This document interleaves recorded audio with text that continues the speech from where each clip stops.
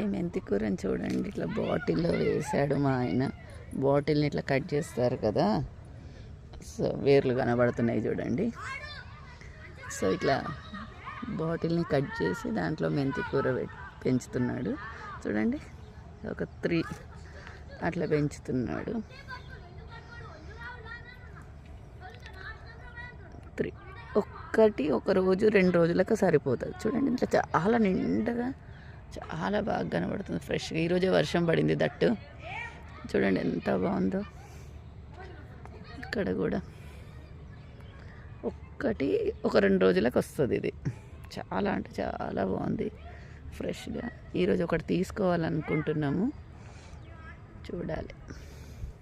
తీసి వండాలనుకుంటున్నాం. వర్షం పడుతుంది, హాయిగా చల్లగా ప్లజెంట్గా ఉంది. చూడాలి, అందుకే మీకు చూపించి తీద్దామని.